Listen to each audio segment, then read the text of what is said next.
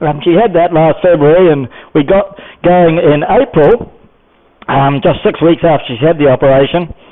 And it's a pretty complicated sort of surgery, and was immobilised for 6 weeks, and then we jumped on the plane, and so we had to take it quietly for a little while for the tendons to knit. And so last year we had come to enjoy the Greek islands very much.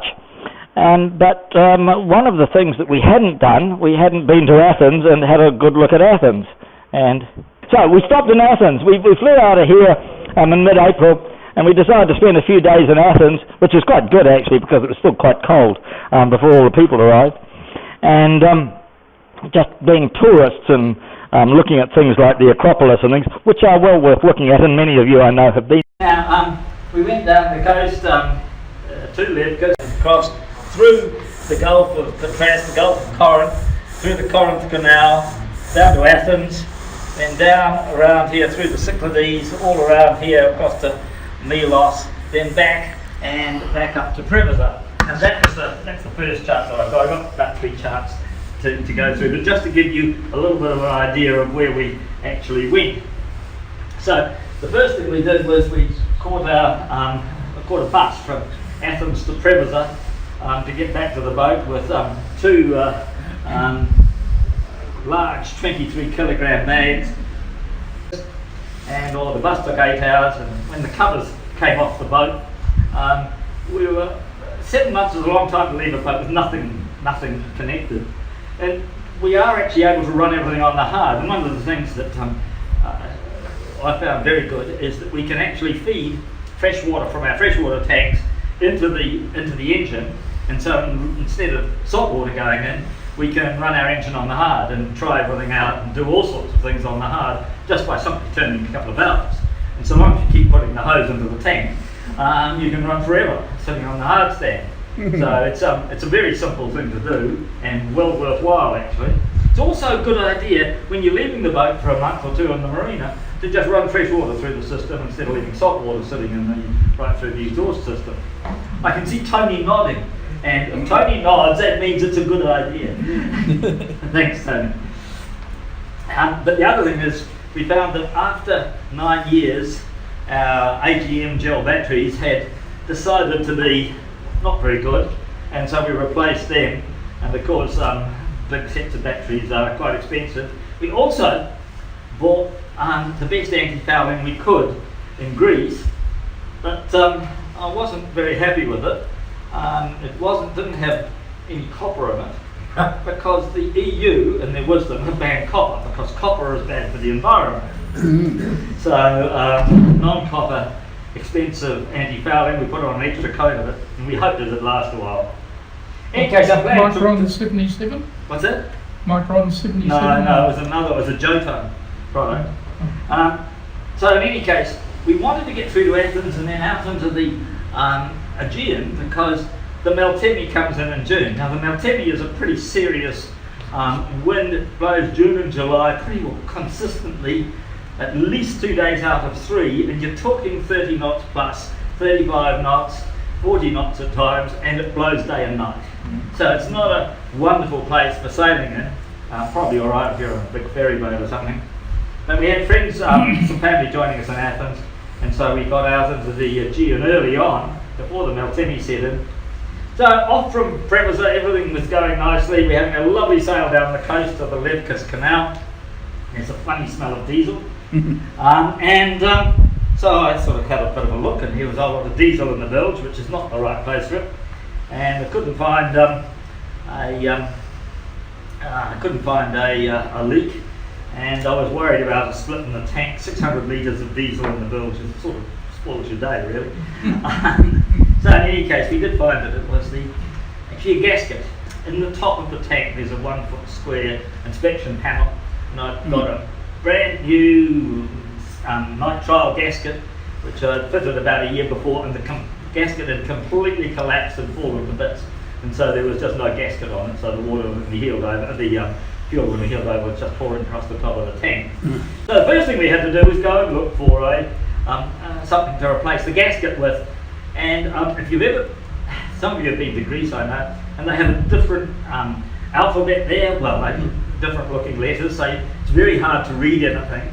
Can't understand a word they say, and when you're looking for 4mm, a square foot of 4mm cork, trying to find that in Greece was quite a challenge. But we got somebody to write it down for us all in Greece, so we sort of hand us over. And they're wonderful people, they're lovely, they're so kind, and we got sent from place to place to place, and eventually in a little place called Messalongi, which is on the northern side of the Gulf of Patras. We were in this little village, and we'd gone up this is actually a picture of it. We got past all these fishermen's huts that are quite famous for they're in a swamp there. We eventually got into a hardware shop, sent us to another hardware shop, and he said go up around the corner and the little back alley, and we found our sheet of cork, which was very nice. And the last cork gasket lasted 27 years, so I think this one will be okay. Now Messalongi is also famous for Byron. Lord Byron lived there. He was a queer sort of a chap, wasn't he? But in any case, there is a museum to him and a statue, and it's right in the middle of a paddock, and it's about a mile to anywhere else. There's this little statue. Cheap land. That's Lord Byron and Karin admiring him. On from there, we went across through the Gulf of Patras, which is the gap between a big island at the bottom of Greece called the Peloponnese and the mainland. And so as we went on through there, we came to a lovely little island called Trizonia.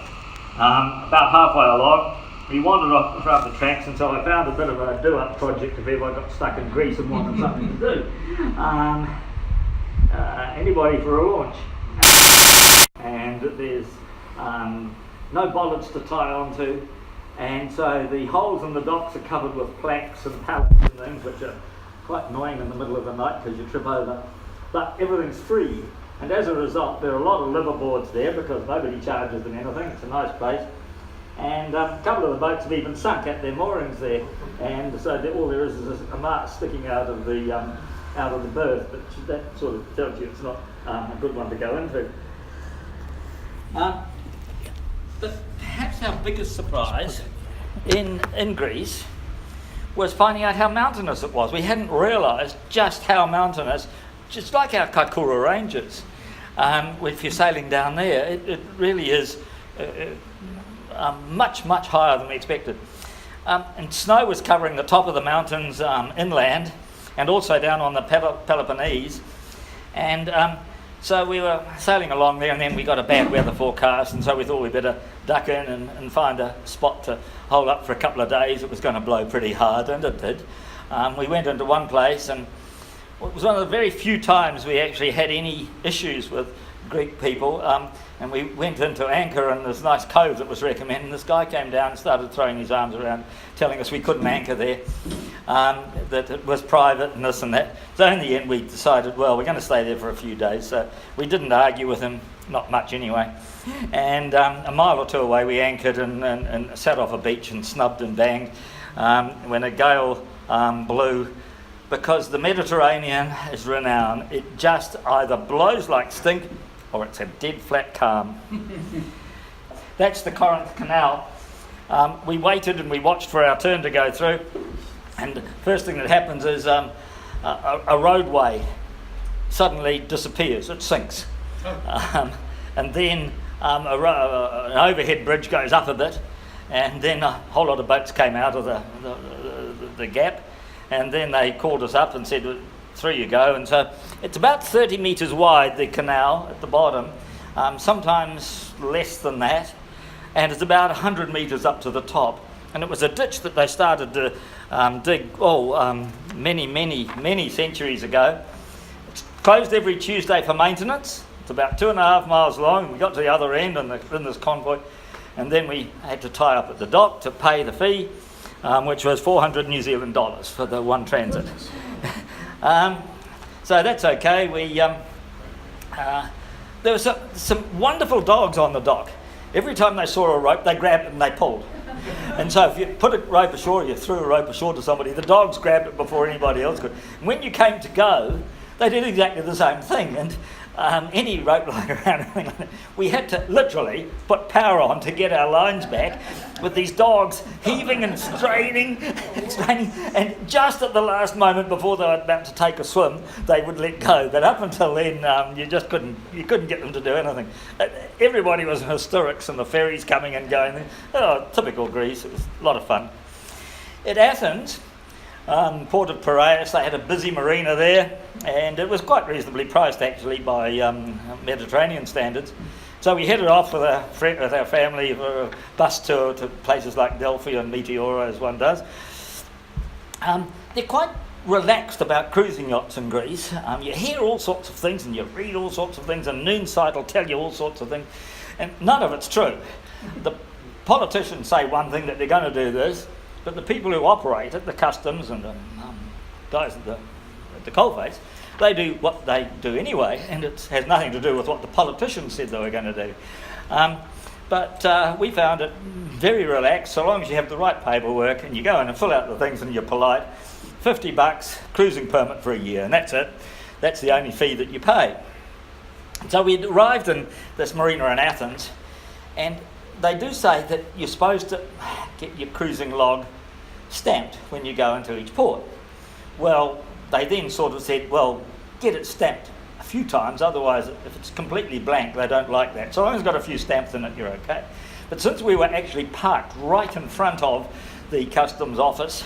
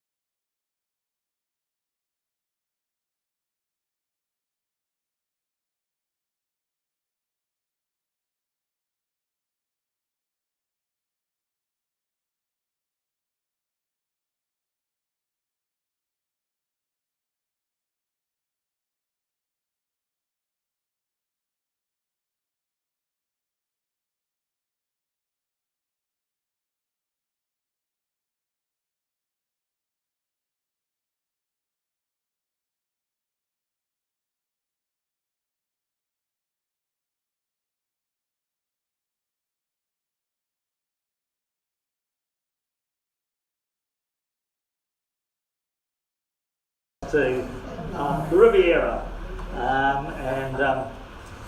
again, we were right there, right next to Nice, French Riviera. You'd think it's expensive as anything, but it's not. Not too many boats. Anchorage, a bit of a crowded Anchorage, but that was okay. Cadaqués on the way. We went through some islands. Now, the Pyrenees run right across between France and Spain. They pretty much across the border there. And this is the eastern end. They had this Cape Cruz as the eastern end. And wonderful steep to anchorages and lovely place.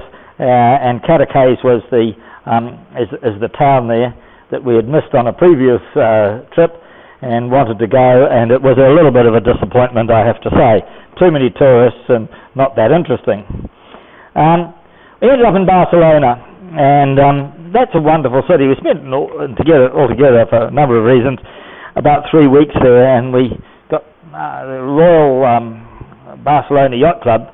Got a berth there right at the foot of the Ramblers, and just a short walk into town, and we did all the things around Barcelona that many of you possibly have done. This is a cathedral that's still being built called the Sagrada Familia, and it's one of this guy Gaudi, Antonio Gaudi, designed it, and I was actually very, very intrigued by his engineering and the way he actually thought things out. Inside, the pillars, he liked nature, and so the pillars are made of coloured stone, and then they branch out at the top, all supporting load-bearing pillars. They branch out at the top to look like trees inside this cathedral. And it's an amazing spectacle. It's been 100-odd years in the building so far, 150 years, and it's soon to be finished, they say. We went up in one of the towers, which was probably 300 feet up, and that's the spiral staircase, walking down the spiral staircase, and it just goes on and on and on, and you look down the spiral staircase. It's really, it's quite giddy making. He used a lot of natural light, not so many artificial lights and stained glass. He used different colours and things, so when the sun's in different parts of the day, the light changes all through the inside. He also designed a lot of other places. That's his house, which he liked working with nature, and he loved using wood as well as glass.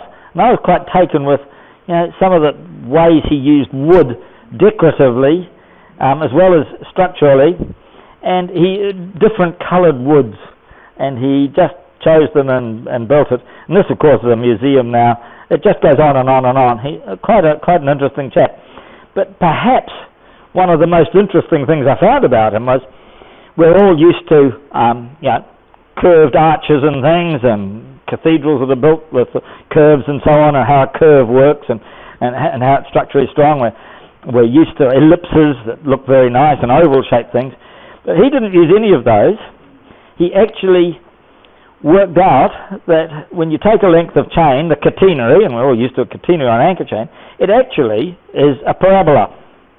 And he figured that the loads on a parabola were equal right throughout the length of it, and so he figured that turning a parabola upside down was a great way to actually have a vertical load downwards on it. And so these are parabolas turned upside down, and that's what he used for all his structures, that particular form.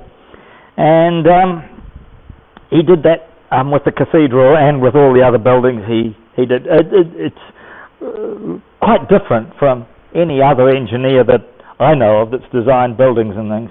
However, that's where we were, at the foot of the Ramblers, and that's that chap up there, that's Columbus pointing towards America, by the way, just so we knew where to go. And as we headed down the coast to Gibraltar, we had noted that it had been a pretty quiet season up till then from a hurricane point of view in the North Atlantic, because we wanted to get across to the Caribbean. So we had a chat with Bob or two, and the hurricane season then just wound up. And when we were in Gibraltar waiting to go across, we heard about Hurricane Irma and other ones, and the North American Hurricane Center changed from it being a normal season to a hyperactive, extremely destructive season for hurricanes. And this was in September, and we wanted to cross in October. And in the end, after lots of discussion and thinking, we decided that, those are some of the hurricane paths, and particularly I'll mention later Ophelia, which formed about here, which is not, the Azores are just up here, so it formed between the Canary Islands here and the Azores, and went up and gave Ireland a bit of big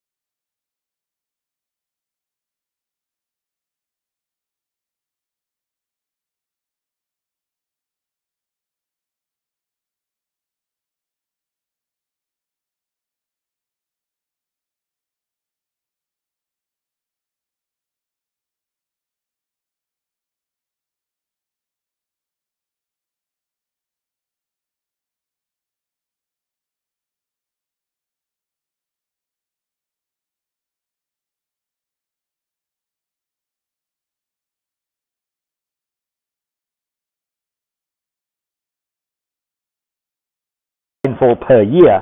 All the water there is made by desalination plants.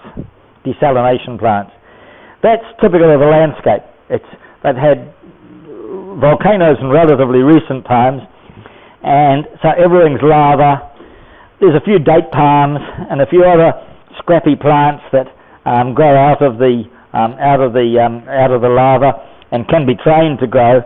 But there's another architect down there we'd never heard of that we got introduced to, and the name of the architect was Cesar Manrique, and he looked at nature and he built himself a house out of lava, and so we went inside it. Incredibly inventive and really tastefully done. That's a living room, and it's literally built out of lava. The tree in the middle grows up through a hole in the roof. With only a couple of millimetres of rainfall, they don't need roofs. In fact, they actually want all the rain they can get. More of the inside of his house, it's all a museum now, but even including a saltwater swimming pool, and an alleyway through between rooms, a passageway inside the house there. That's looking up through the roof, through the ceiling, because they do get a little bit of dew, and they rely very, very heavily on the dew. And, now, that is not a picture, it's actually a window. When he wanted to make when he had a nice view, he carved an absolutely rectangular hole on the wall, and that was the view out there, changing with the light, of course. Now, that's a grapevine. We tried the wine that they made there, and it was pretty good. Not cheap, but apart from a few date palms, there's a grapevine growing there, and they shelter it from the wind because it's pretty windy, and they're trying to shelter it from the sun, and the only moisture that goes into that vine is dew. That's all they use in order to grow the grapes, and they have these Little vines all over the place. There's a restaurant inside a lava cave. They just build underground like that. There's a two-tiered bar, all built in the lava, just carved out of the lava, and then they plaster it up and make it nice. And that's an underwater, well, not an underwater, it's an underground pool that is flooded by salt water, so it comes and goes with the tide. That's actually attached to the restaurant, but it keeps everything cool. It was quite fabulous. Then we headed off across the Atlantic. It was not a particularly remarkable trip. It was uneventful, really. We had plenty of wind a lot of the time, 25 knots, and so with a couple of pulled out headsails like that, we certainly got along nicely. We flattened the headsails down with two poles, although there's not a pole on the jib there. We flatten the headsails down as much as we can so we minimise the rolling, and we try and keep the boat speed between about 7.5 or 7 and 9 knots, and that way we don't overpower the autopilot, which is one of our more important crew members, actually, to say the least. So this is actually heading southwest towards the Cape Verdes, and we were surprised then by the amount of swell that we were getting out of the North Atlantic. The current was not helpful, but it wasn't too bad against us, but it was a pretty swelly sort of a trip and a confused sea all the way, and it didn't take us long to work out that Cyclone Ophelia had formed between us at the time, right there between us and the Azores. So we talked to Bob about that on the Sail Mail, and Bob, he said, don't worry, if you're an island, I wouldn't want to be there.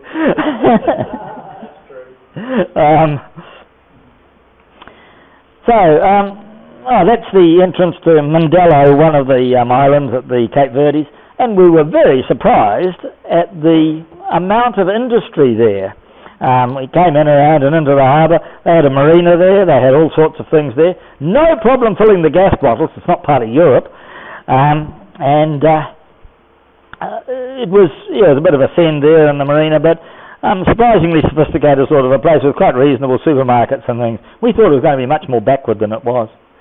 Then across the Atlantic, we got a few nice days like that where we could hang up a kite, but most of the time it was headsails and a bit rolly, but uneventful. 15 days across, just over 2,000 miles across to Barbados. We did catch, John's a good fisherman, and we did manage to actually get a couple of dorado, and eating fresh dorado is a great pleasure at sea.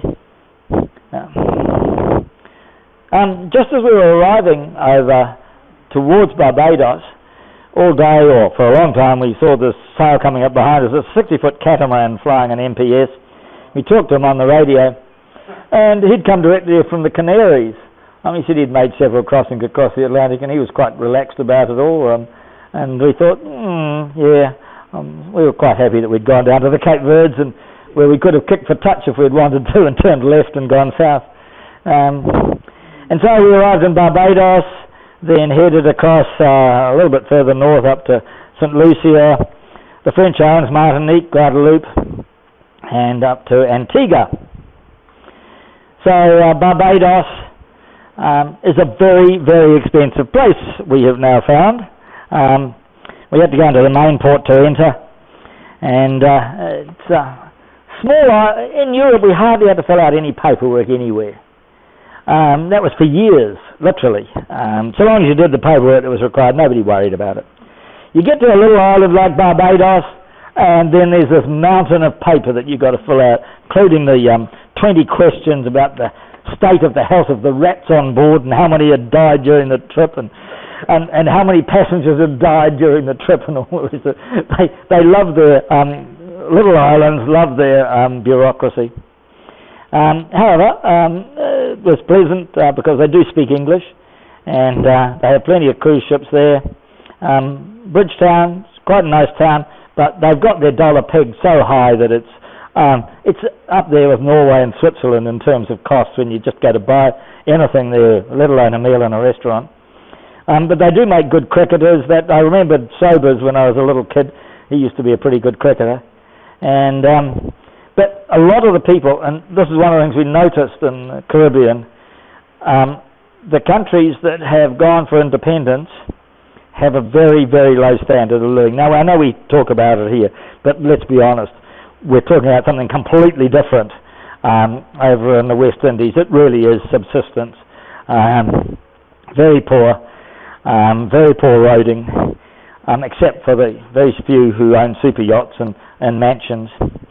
There's a lot of the colonies from Britain left in Barbados, churches and buildings, some quite big houses and things and estates that are still run, and there's the odd private marina going in and that sort of thing, but by and large a very, very poor population altogether. We did actually came across some boat building there. They're rebuilding this boat using mahogany, so there was some traditional boat building going on. That was good to see. Before we headed across to St. Lucia, which is an island that one of the bigger islands there. It's got a good marina, but we'd heard on the grapevine and all the reports that there were quite a few muggings in some of the places in St. Lucia, so we were a bit careful where we went.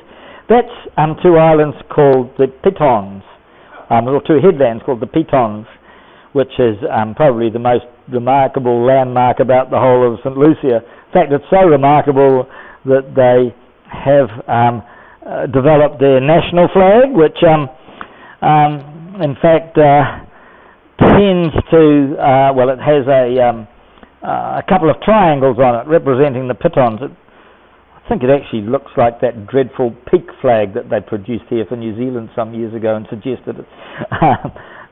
It meant nothing, and nobody in the world would ever know what the flag meant for St. Lucia. In any case, on to Martinique, and where the French have maintained their colonial control of the islands, the standard of living of the local people is much, much higher. It's quite a good standard of living, even the poorest people have there. This is Fort de France, the fort at Fort de France on Martinique. We drove around there, found ourselves some nice restaurants at quite reasonable prices, but of course France pours money in from Europe. That's a rum factory where they've preserved a water wheel, and they've even got a wonderful old train that goes out and picks up the sugar cane. It has seats on it for passengers, so they can go and watch the guys working. Further north, right at the southern end of Guadeloupe, is the Saints. There was a Battle of the Saints all those years ago, which was one of England's famous battles that Admiral Rodney managed to beat the French at. In any case, the Saints are a lovely group of islands with lovely anchorages, but had been hit by Hurricane Irma, but not as bad as some places. Ashore, again, this is a typical street there. You can see the difference in the standard of living for the normal people there compared with the other islands. There's a couple of things here. First of all, that white ship in the background over there, it's not actually a ship, but it is built absolute replica of a ship in concrete, and it's actually a building that looks just like a ship coming out of the side of the mountain. It's very well done, and it's actually a hotel. But if you can see the palm trees there, they're just slowly starting to recover a bit there after the hurricanes, but the damage to roofs, to infrastructure was huge, and the crops, all their crops are devastated through where the hurricanes went through, which is not everywhere, but where the hurricanes went through. That's power wires. Power wires down all over the place. You've got to step over them on the road and things, and somebody's tied a few together there with a bit of old rope. So you're a bit careful when you move around still. They just haven't got things up and going, but they want tourists to come, they want people to come so they can actually get some income to actually get on with things. A couple of boats there up on the beach. The one on the left, that one is steel, and they do look like they're trying to do something about salvaging it. But just near there are a number of buildings with roofs missing and lots of houses with tarpaulins over the top and that sort of thing. The one on the right was in pretty bad shape. The rudder had come off and been driven up through the bottom of the boat and right out through the cockpit. So that one wasn't going anywhere. But in the Saints, the damage to boats and things wasn't anything like it was up in the Virgin Islands, just a few hundred miles away. I just picked up some pictures. That's the aftermath, and there's a crane in there starting to pick boats up out of the melee. That's a marina. That was a marina. Some pretty spectacular stuff as to what happened when boats are sort of thrown on top of each other like that. And there's one picture somewhere of a keeler on top of a building that's probably 20 feet up in the air. But that's a big catamaran upside down on top of the other boats, which are on top of other boats. Again, a boat sunk in the marinas, sunk in the berths, upside down, thrown all over each other, and quite a big catamaran. So the charter fleet has been, some people say 70% wiped out and through the Virgin Islands. Up northern Guadalupe, that's a little dinghy dock that you could anchor out and went into, go shopping in the dinghy, and they had missed the hurricane, but only by 50 miles, and it was enough.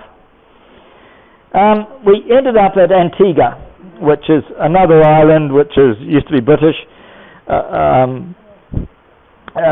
In the south there's English Harbour and Falmouth Harbour, which are incredibly upmarket, sophisticated, with the biggest super yachts going there, and the rest of the island is devastatingly poor, except for Jolly Harbour where we parked the boat. And so we went off one day. We had about a week there to potter around, some lovely anchorages. So we thought, we're going to St John's because there's an anchorage in there near the middle of the main city. And as we went up the harbour, we saw that we would be sharing it with the people from 4 cruise boats. And so we decided to go swimming that day, or snorkeling or something. And later on, when we did go into St John's, there's one main street that's a couple hundred metres long, a couple of little side streets, a few touristy shops and some shacks. That's it. That's what they put tour loads of people into. What they do when they get there, who knows? Wander around looking for something to do. And finally, we actually had a friend who owned a house there on the beach, a bit like Whittianga Waterways, I suppose. And she had a private dock there, and we said, do you want to hire out your private dock for less than the marina? And she was delighted to do that. So we left Victoria there beginning in December, and tomorrow we fly out and go back and carry on. Right, that's what we did this year. So, now Karin's going to answer your questions.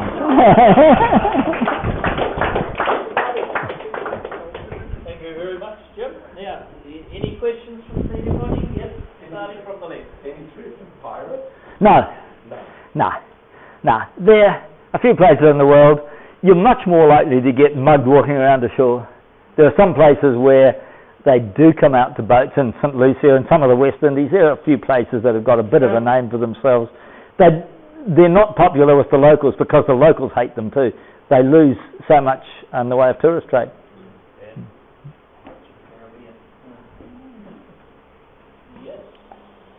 Yeah. How long will it take you to get back? Piece of string. We plan to be back about mid-November. That's the thinking. We're heading off to probably go through Panama in May. Bob says it's much too late, but we're going through there then anyway because we can't get there before then. So we'll go back to the Virgins, which are lovely cruising grounds and things, and have a look and see how it is there. Both the British and the US Virgins, and then on across to Puerto Rico and Jamaica, and then probably south from there down to Panama, and then back to the Marquesas. Galapagos is pretty much off the beaten track now. We've been wised up on that for a number of reasons. aside from the fact that it's by May, it's the southwesterlies kicking in, and it'd be an on-the-nose trip for about 800 miles. But putting that aside, most of the boats don't go there now. It is the last report we got was the locals, or the people of Ecuador, charged a 49-foot boat $2,000 to be there a week, and they could only go to 2 places. Enough said. You're entering so many countries. Yes. And I think you're coming into the USA. You don't need visas. Does Maryland need to get visas to get into these countries? How does that work? By and large, New Zealand is very, very good. Even places like Brazil, we got visas on arrival, no problem at all. There is one thing with the US that you have to be aware of. If you go into any US territory, like Guam or anywhere like that, if you're on a private vessel or private aeroplane, you cannot use an ESTA visa that you pick up online. You've got to fill out their form, pay their $200 and get a 10-year re-entry visa. I think it's called a B1 visa, which means that you then have to go through the rigmarole of getting the paperwork done, and you then go into a place in Auckland, the embassy in Auckland, where you have an interview, and you're given a time for the interview. It's usually a couple of weeks from when you make application, and you go in there and you have a chat with the people, and anybody who's got a conviction of any sort, any reasonable sort, or anybody who wants to stay more than about 3 months there has to have this B1 visa. We hear that people with convictions and things can't get in. Well, they can if they've had their nose clean for a long time and they've got good reason. They're actually very, very reasonable when you actually go in there and talk with them. But you have to go and line up and have an interview. When we went in, before we left New Zealand, the chap said, "Where you go?" "Oh, yeah, that's very nice. Can I come with you?" At which stage we knew we had the visa.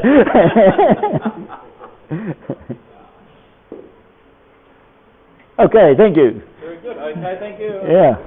Right, well, since Jim is flying across the world tomorrow, let's give him a round of applause.